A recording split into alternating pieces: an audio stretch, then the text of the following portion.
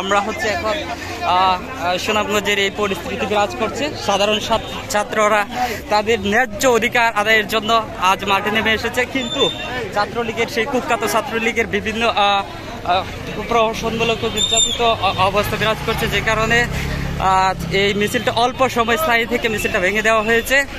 আর পুলিশের এখানে তৎপরতা লক্ষ্য করা যাইতেছে।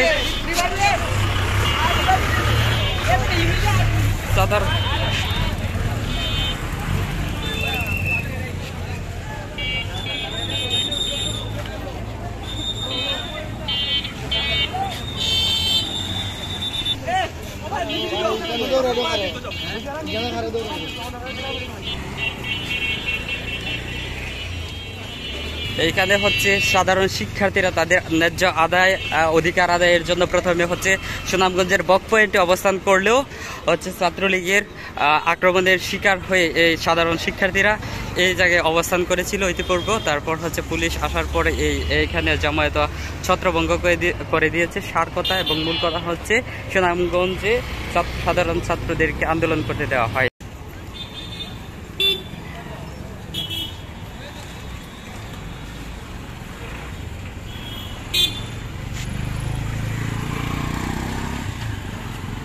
এইদিকেও অল্প কিছুক্ষণ আগেও সাধারণ ছাত্রদের এখানে উত্তপ্ত ভিড় ছিল।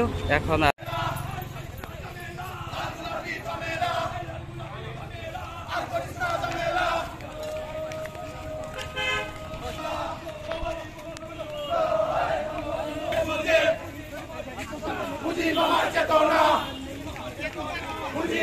বিশ্বাস